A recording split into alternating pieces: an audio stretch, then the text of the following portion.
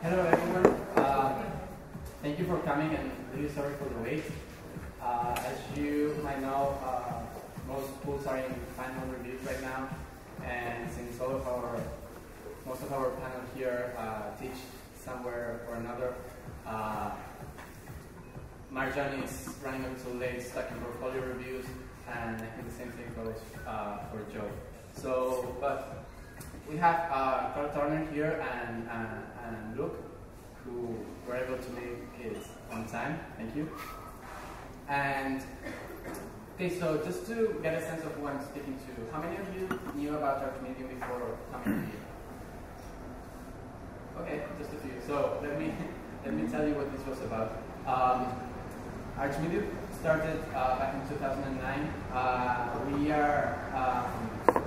organize architecture competitions for students. The idea being to offer students the opportunity to start getting a feel of how these events work, which they will have to face in their professional career, and also to allow them to see how people in other countries work. I mean, architecture is quite a creative field, and how they teach things and how you learn things it's very, very different if you study here, if you study in the United States, in Spain, or in South Africa. So we thought it was a great opportunity to get to see how other students who are in the same situation as you might be or we were a few years ago approach the same brief. So with that idea in mind, we started organizing these competitions. After 3 years, we are still doing pretty much the same. Now trying to offer more opportunities and options to the same students. So when they participate, we are also allowing them to build their portfolios, share them online, all these kind of tools. Always trying to promote collaboration between people and eventually finding a job, I guess. So we're here today to talk a little bit about our latest competition called Camelot Research and Visitor Center. The brief was to design a research and visitor center in South Calgary, which is a town south from Bristol, west from here, where Camelot was supposed to be. Camelot never existed, as we know in the books. It was just inspired by several places. According to historians, this is the place where Camelot was supposed to be. And as far as today, there's only a pot color, the Camelot there, and nothing else. Tourists go there, people drive there hoping to find something, and when they get there, I mean, there's this hill where the castle was supposed to be. They climb it, there's nothing there, they go down, they're so disappointed.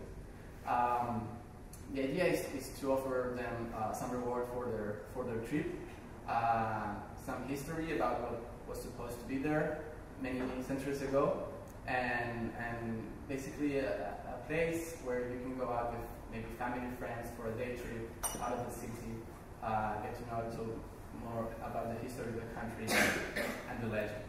So today we will be talking about the winners of this competition, and then we will move on into more general topics that are related to this competition but are applicable to architecture in general.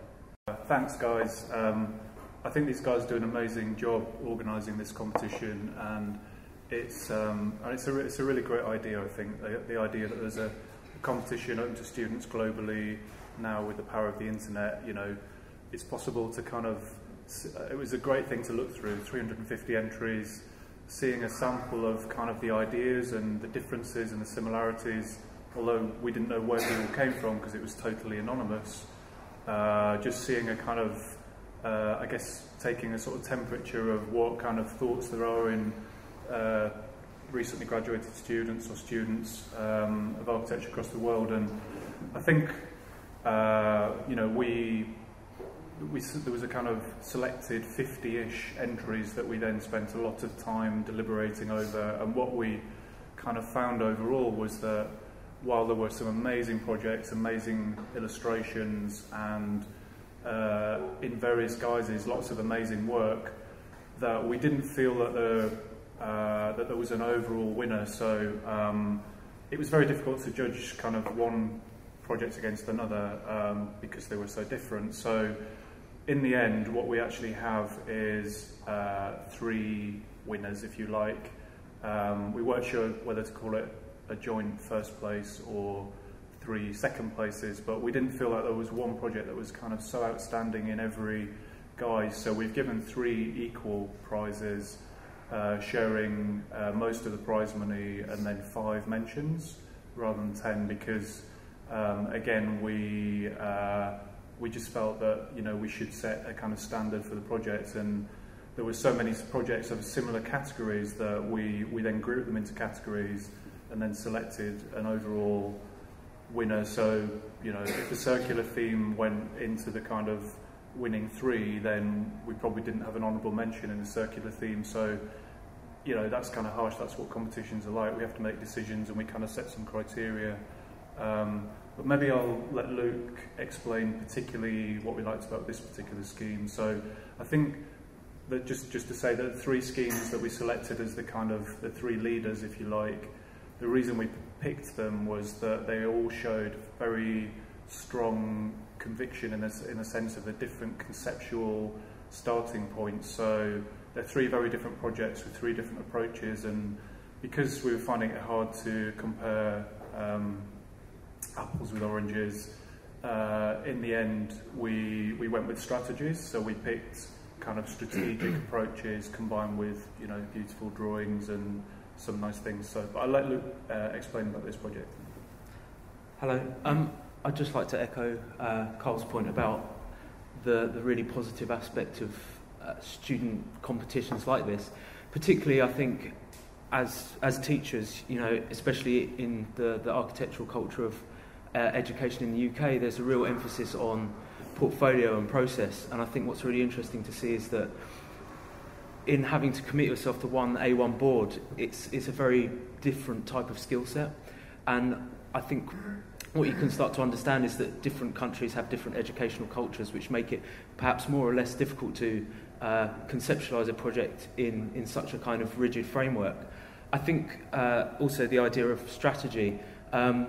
We found this project, there was a number of projects which dealt more or less literally with the idea of roundness, the round table.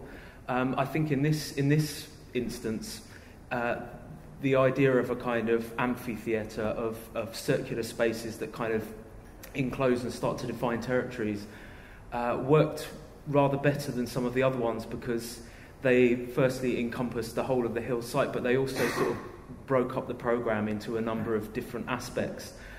And I think that sort of represented, although surely the scale of the thing is rather large in relation to the whole hill, it had a kind of confidence in the way that it dealt with this idea of bringing people together in these spaces. But also, I think we also saw a lot of projects which dealt with the hill in terms of a kind of sectional approach, and how you would cut in, start to define views upwards to the sky as well. And I think this project was definitely one of the most confident ones in those terms. And also, I think when we come back to this question of the image and how the project sold, I think this project definitely had one of the kind of strongest and most confident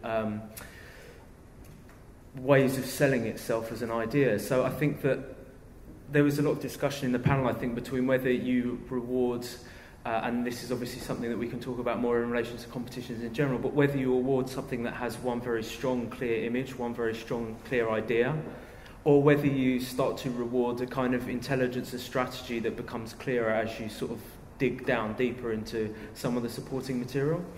I think this project has a bit of both, but I think of the ones that we saw, the kind of imagery and the almost bombastic nature of treating this as a site in the way that it does was, I think, probably clearly the most confident one of the lot, which is why we chose this project in particular.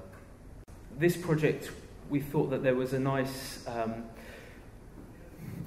grain and materiality to the project.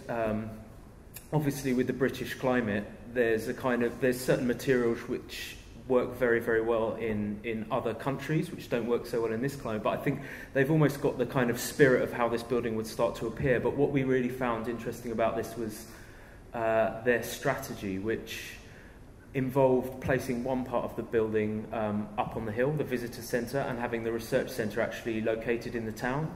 And we really liked the idea that by taking this position, they saw the research centre as potentially some kind of, not regeneration, because I'm sure the village is, you know, very lovely anyway, but a way of engaging this public building with the village, and actually kind of, rather than seeing the sort of surrounding areas as something just to be passed through to actually go and see this landmark, sort of really starting to engage with it.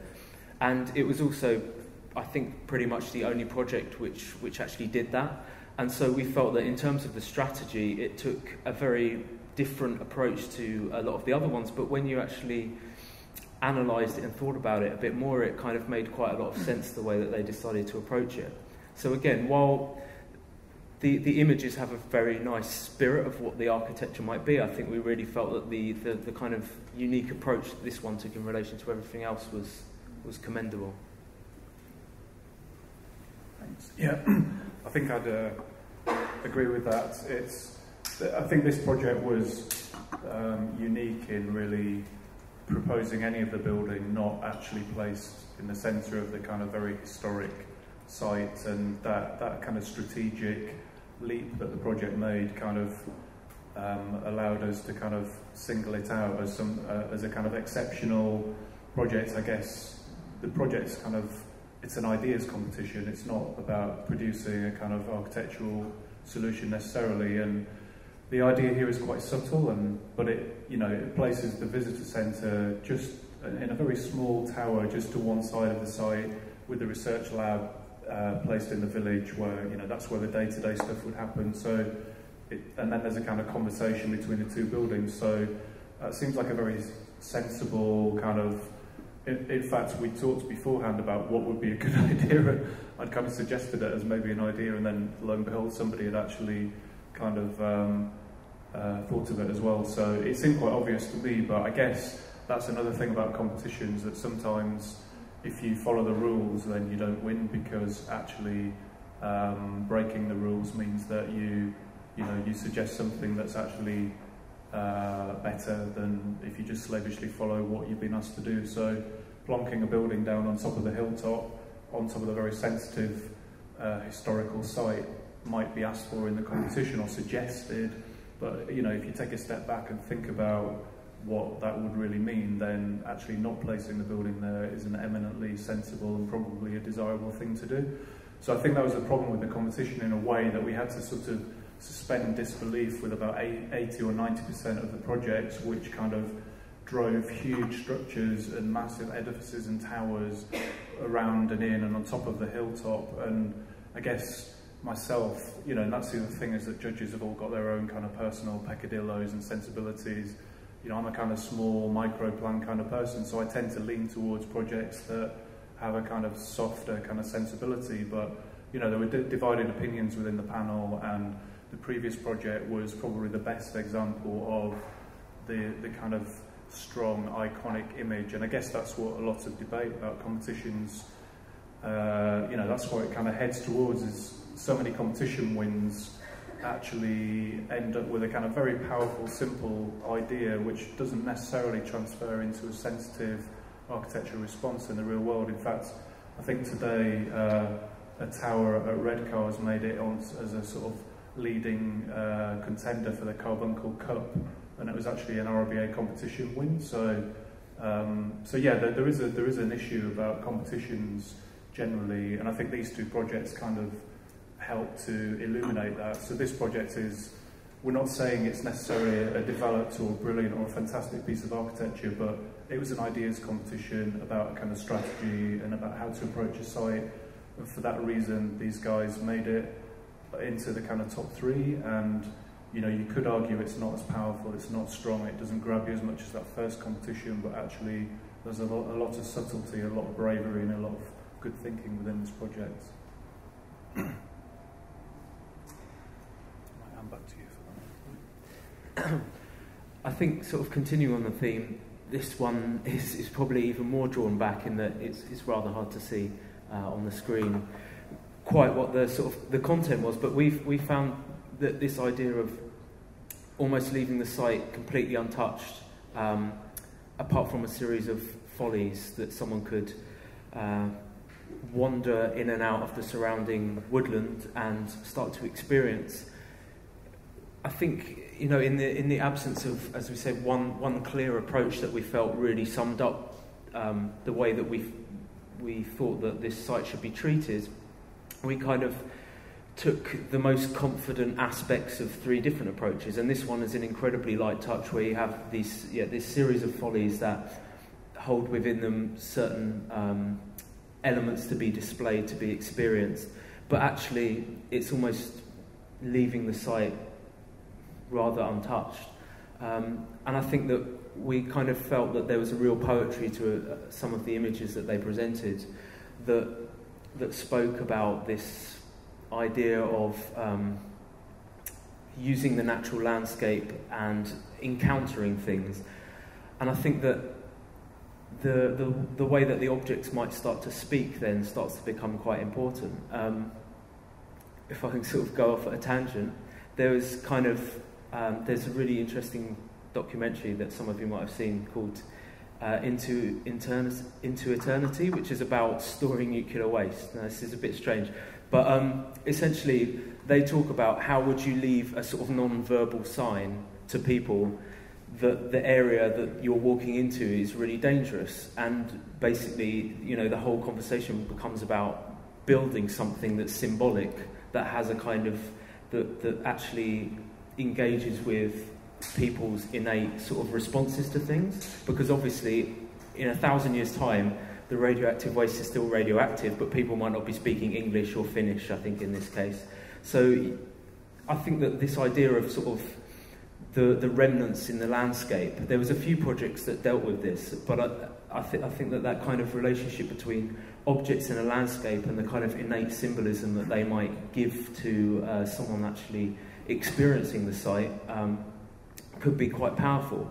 And perhaps there were some other projects that stripped that down even further, which seems to be quite interesting. But I think this project held perhaps the best balance between this sort of field of objects being placed into a territory with a kind of poetic understanding of how those might start to be experienced, these views through the trees, and how someone might be wandering and see these things and actually not necessarily understand their significance until you experience them as a space. And I think that it had a kind of very stripped down sort of poetic approach that is the sort of polar opposite to the kind of bombastic imagery of the first project. And so we felt that in those 3, maybe we could be accused of, you know, trying to satisfy everything, but it's really interesting to see with a brief that had quite a lot of indeterminacy to it, that there were these 3 approaches that were all very, very confident in their own way. This one being very confident, I think, in kind of stripping everything right down just to the sort of bare architectural elements. Yeah, I won't add very much, but yeah, I mean, I particularly like the drawings of this project. Again, it shows that you don't have to produce a sort of fully rendered kind of overpowering visual. Actually, very subtle, very beautiful kind of line drawings can be just as powerful. And yeah, I think this whole idea about kind of a discovery, a journey, and I guess here the weak point of this project, the strong point is the strategy, the weak point is, you know, we weren't totally convinced that there's actually a fully defined program here, there's not really a proper plan, we weren't really sure exactly where everything was kind of contained, but you could imagine a strategy whereby, again, the laboratory, the research centre is kind of more located in the village, and then this series of pavilions leading up to a kind of beautiful wood top, and the idea of the way the site can change over time. So I think, again, it leaves, that's the other thing about competitions, I guess, it's kind of leaving something to the imagination, imagining how the project can develop, and it's not just a kind of one-liner, which in some ways that first project was the best one-liner. So this is a very subtle, very esoteric project that could be developed into a very, very beautiful, real proposition. So again, for that reason, we kind of put all 3 projects equal for different reasons, with no kind of overall winner. Different panel members had different ideas about which strategy was maybe the best, but kind of favours, you know, whatever your personal preferences are, but we couldn't really say which one was the best strategy or which was the best project, because they all had strengths and weaknesses. So, yes. Now moving on to the honor mentions. I'll just continue on then. Yeah, so this was another case of a different strategy. What attracted us towards this project was it was again this idea of a landscape proposal where, you know, again we were kind of unconvinced by the actual building proposition, if that sounds crazy, but we didn't really look too much at the actual building. It has a plan. We kind of believed it to an extent. We had to suspend belief about kind of building over the whole site, but we liked the kind of ambition of actually setting up a series of territories, this kind of false forest of columns, some of which are markers, some of which are light tubes, bringing light into the actual underground spaces. And many of the projects actually place the building below ground, which would involve kind of quite badly scarring the historic ruins. But then you have to deal with that issue of light. How do you get light into the building? So we felt this project was really ambitious in terms of its strategy. The drawing in the middle is actually a photograph of a model, which we liked as well. It was one of the few kind of model shots. But yeah, maybe I'll hand over now. I won't say too much about this. Yeah, I mean, if we go over these a bit quicker, but I would agree. I think there was projects that focused very, very strongly on one thing, and I think the strength of this project was that it had a kind of overall strategy for breaking down the site and starting to think about the overall landscape and the relationship it had to the building. And while the architecture itself was not, I think we felt, not one of the strongest aspects of it, I think it was commendable that they were one of the projects that really actually did make a conclusive strategy for the whole site, because there was a number of projects that had a really strong, clear image, but completely sort of divorced themselves from any of the practicalities of the site.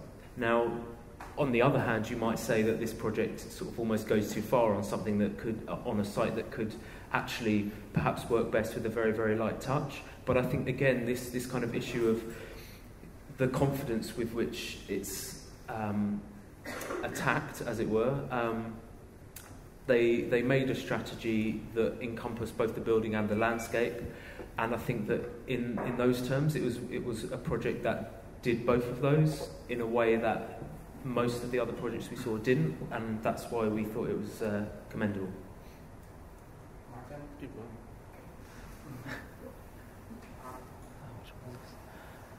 I think on the other hand, this project, I think we were quite critical of the way that it treated the site, in that it runs to a pathway that sort of winds up, but there was a kind of simple light touch to the architecture at the top, which wasn't sort of trying too hard to evoke the quality of a castle or the quality of a fortress, but sort of started to speak slightly of that language, but it was very kind of restrained and almost rather realistic in the way that it kind of applied that.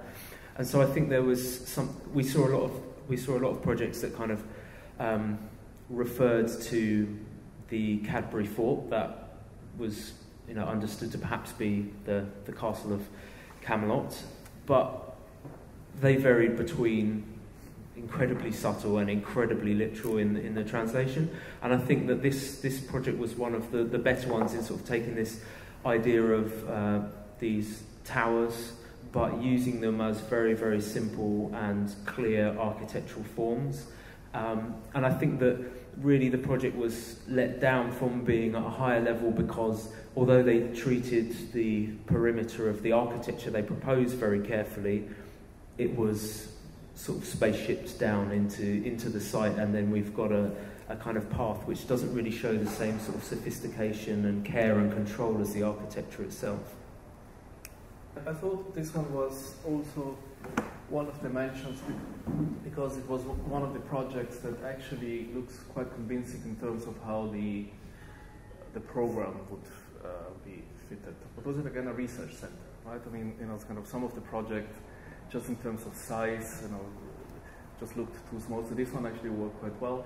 I thought it didn't make it to the finalists because I think the whole jury looked for a project that was incorporated into the site, could readdress, you know, the historic value of the competition brief without becoming too revivalist in terms of medieval architecture, but also to provide a sign in the landscape, right? In this one, this project, although it has a tower at the end, it's fully embedded and put underground, and we thought that perhaps the lighting conditions were a bit too extreme to have it completely detached from, what was it again? From, you know, kind of from achieving viewpoints over the site. Nevertheless, in terms of programmatic ordering, I think we thought that it was nicely done, as far as I remember. Okay? I might just, yeah, just to say, I think about this and the last board as well. Overall, we thought there were very strong boards in the sense that they have plans, sections, diagrams, a long-distance view, internal views, close-up views. You know, they're both quite good. Putting aside the actual architecture, they both were very comprehensive boards, and you know, seeing 350 boards, there were probably only sort of 15 or 20 that were of this level overall, ignoring what the actual architecture was. You know, competency across the actual, you know, a sort of demonstration about what to put on an A1 panel, basically. So, I guess both of these fell into the kind of obelisk tower kind of category. And this one had an underground element and a kind of circular round table repeated element, which lots of projects had. So, but yeah, we felt that its actual position below ground, the lighting issues, actually when you started to dig beneath the surface, it seemed a strange decision to bury a huge building below the ground. So for that reason, it didn't kind of make it into the final set.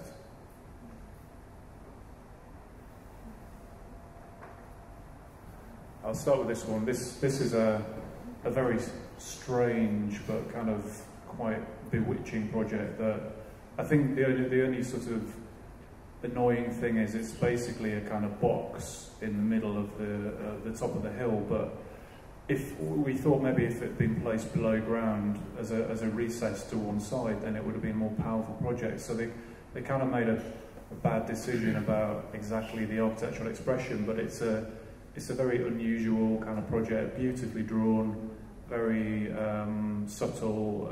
They have this kind of giant cauldron in the middle for lighting fires for some reason, but we kind of liked that because it was a bit mad. But yeah, it was just a beautifully drawn project, quite subtle compared with lots of the others, but you know, we wanted it to be better than it was, but even so, it kind of made it to our shortlist. I think that obviously there was a lot of projects which went underground, and we kind of like this one because it has that sense, it has that sort of datum running around the edge of the hill that sort of gives you a clue that there is something architectural that's been inserted into this context, but it starts and finishes at two entrances. I think we felt about this project that there was some uncertainty about how the internal spaces worked and some of the conditions and the viability of them. But in terms of a strategy which almost left the hill as an absent marker, we kind of enjoyed the light touch that they took. Maybe not quite so discernible from some of the views, but from others, this idea of these kind of tunnelled elements that would poke out from the landscape. I would also say that one of the other things that perhaps we didn't quite get from this is that there are actually the ruins of the castle on the site, and there was a number of projects that willfully ignored them, and I think that we maybe struggled a little bit to quite understand what their strategy was for building around these things, whether they were going to obliterate them or whether they were going to avoid them. And of course, if you're building a building that's actually coinciding with some of these architectural remnants, it seemed a little bit strange to not try and engage with them at all. So again, I think there was the kind of a very nice starting point of an idea, but there was some limitations we felt to the execution, which again stopped it from going higher, but we still felt that there was commendable things about the project. Yeah, I think we also thought it was a quiet moment when when you get out of the building and you have this cantilevering terrace that provides a quite nice view over, over the site. Otherwise, I thought it was quite intelligent to interpret somehow the circular theme of the round table as a circulation aspect. So they actually go through the building, and on the way back, you actually have the chance to, to walk over the hill and, as it has been said, to see or at least to discover the site of the possible, archaeological ruins. I think in terms of execution, we thought that the visuals were not as strong to, to be convincing as a pictorial demonstration of the project would actually be. So that's one of the reasons also that this didn't make it into the finalists. But we can move on to the next one. Are there any?